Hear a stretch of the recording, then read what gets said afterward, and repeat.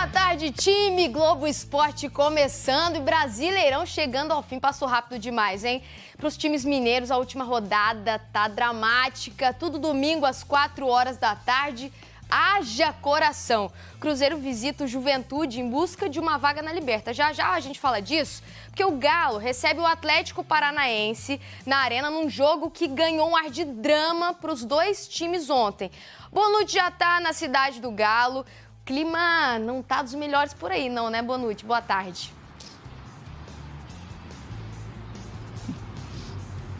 Não tá e não é para menos, né, Lud? Boa tarde para você, para todo mundo que está com a gente. Como você disse, fim de ano dramático para o Atlético, que foi de candidato ao título de todas as competições que disputou esse ano. A briga pela permanência na Série A nessa última rodada para afastar qualquer possibilidade de queda e ficar com a vaga na Sul-Americana, que é o que resta para o Atlético esse ano. Tem que vencer o Atlético Paranaense no domingo, num jogo que não vai ter a presença do público na arena, porque o Galo continua cumprindo aquela punição, né, pelos incidentes na final da Copa do Brasil. Em meio a tudo isso, o Galo também segue na busca por um novo técnico. O foco do clube ainda está nos estrangeiros, mas teve uma mudança de perspectiva, né? Galo que de 2020 para cá teve 4 argentinos no comando, agora está de olho nos portugueses. O plano A do Atlético, como a gente já trouxe aqui no GE desde ontem, continua sendo o Luiz Castro, que agrada pela forma de jogar e também pela experiência no futebol brasileiro, mas que deu uma entrevista, olha só, dizendo que não tem a intenção de assumir um novo clube até o meio da próxima temporada. O outro nome em questão é o do Pedro Caixinha. A gente vai ver agora na reportagem que o Galo não mantém um técnico no cargo há mais de uma década, por mais de um ano, olha só. O abatimento não é apenas pelas taças que não vieram, pela maior sequência do ano sem vitórias, pelos riscos inimagináveis no fim dessa temporada. É também pela filosofia que o Atlético prega, mas não consegue pôr em prática. Acho que futebol você não pode só se pautar por resultados. Você tem que se pautar por trabalho. O trabalho do Milito é muito bom, né? Dos treinadores que eu tive a oportunidade de conviver e trabalhar, eu colocaria ele no top 5. Até parece uma entrevista antiga do início positivo do trabalho de Milito. Mas o diretor de futebol do Galo, Vitor Baggi, falou tudo isso na véspera da decisão da Libertadores. A derrota para o Botafogo na final derrubou o discurso menos de uma semana depois. A ideia era que nós reavaliássemos o trabalho ao final da temporada, mas conversando ali pós-jogo, né, foi perceptível, né, o esgotamento do Milito. Tem uma série de questões. Tem um momento que eu acho que o futebol brasileiro engole o Milito. Você tem que adaptar a forma de trabalhar à quantidade de jogos, a carga de trabalho à quantidade de jogos, porque senão as pernas não aguentam. Foram 8 meses do argentino Gabriel Milito no comando do Atlético.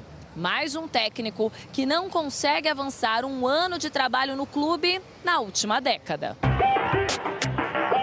Dos últimos 15 treinadores do Atlético, só Levir Coupe ultrapassou um ano de trabalho na equipe, entre abril de 2014 e novembro de 2015. O treinador conquistou 3 títulos. A festa de Levir Coupe! Mesma quantidade de taças de Cuca em 2021. Mas o trabalho vitorioso do técnico durou pouco mais de 9 meses e terminou por desejo do treinador. Milito também não quis continuar, mas deixou o clube em comum acordo com a diretoria, com os vices da Copa do Brasil e da Libertadores e uma sequência de 12 jogos sem vencer. A dificuldade do contexto do Brasil é que aqui não é um contexto propício a um treinador dar a volta numa situação que atingiu um nível de resultados tão ruins assim. Temos uma parcela muito grande em tudo que a gente vem apresentando dentro de campo e paciência agora. A gente tem uma final no domingo contra o Paranaense e vamos fazer de tudo para ganhar o jogo. Parece brincadeira de mau gosto com o torcedor, mas é verdade. Uma semana depois de disputar a final da Libertadores, o Atlético vai para a última rodada do Brasileirão com risco de rebaixamento. Dá para acreditar? Tudo porque deu zebra em Curitiba. O Atlético Paranaense recebeu o Bragantino, podendo se garantir na elite e definir o último rebaixado. Mas foi surpreendido por um ex-jogador do Galo. Eduardo Sacha abriu o placar para o time paulista. Eric empatou para os paranaenses. Mas o Sacha marcou de novo. 2-1 e o Bragantino, do técnico Fernando Seabra, voltou a vencer após 3 meses. Chega vivo na última rodada e fez a noite em Curitiba acabar em cenas lamentáveis. No Maracanã, o roteiro de drama do Fluminense contra o já rebaixado Cuiabá ficou ainda maior quando John Arias perdeu esse pênalti. Defendeu Walter! Sorte do colombiano que o compatriota Kevin Serna fez o gol da vitória tricolor. 1-0, resultado que não livrou o time, mas confirmou a queda do Criciúma para a Série B.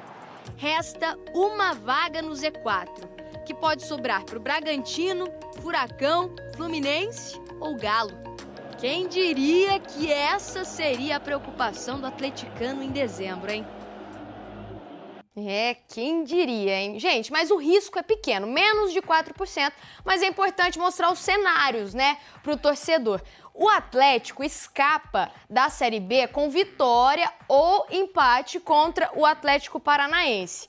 E aí, se perder, precisa que o Bragantino vença o Criciúma. Se o Bragantino vencer, a torcida é por uma derrota do Fluminense para o Palmeiras. Lembrando que o Atlético também briga por uma vaga na Sul-Americana e tem que ficar até a 14ª posição. Hora de falar do Galo, e eu queria de fato estar falando do Galo aqui, tentando montar um time provável para o jogo de domingo contra o Atlético Paranaense. Vou até montar por obrigação, tem um super trunfo, falando um pouco sobre a busca da diretoria atleticana por treinadores, mas essa busca vai ter que pausar. Por quê? Porque o Atlético corre riscos reais de ser rebaixado à 2ª divisão no Campeonato Brasileiro. É isso mesmo que vocês estão ouvindo. Eu confesso que negligenciei essa possibilidade durante muito tempo. Não achei que o time do Atlético iria ser tão covarde, tão ridículo no Campeonato Brasileiro como foi nessas últimas rodadas, no último mês, especialmente final de outubro, começo de novembro, e isso está trazendo ao Atlético o castigo. O Atlético chega na última rodada com chance real de rebaixamento. O que pode fazer o Atlético para evitar o rebaixamento? Pelo menos empatar com o Atlético Paranaense ou vencer a equipe do Paraná. Do contrário, se perder, vai ter que contar aí com os outros resultados, com um empate do Red Bull Bragantino contra o já rebaixado Criciúma, pelo menos, ou então com a vitória do Palmeiras para cima do Fluminense. A situação não é fácil, o Atlético vai sim chegar na última rodada com o Twin na mão. O atleticano vai passar um final de semana de merda, tá? Aquele final de semana horroroso até o jogo às 4 da tarde. O Atlético está tentando até a liberação de torcida para esse jogo. Eu espero que não consiga. De fato, o torcedor não merece ver esse lixo de desempenho que esses jogadores do Atlético estão colocando em jogos do Campeonato Brasileiro. E dessa vez, se cair, não vai ter torcida cantando o hino no estádio, não. Tá? CJ, jogadores vão hoje e amanhã, treinamento fechado na Cidade do Galo, tranquilo, cerrado, sem entrevista coletiva, sem pressão da imprensa, sem pressão do torcedor, participarem das últimas atividades.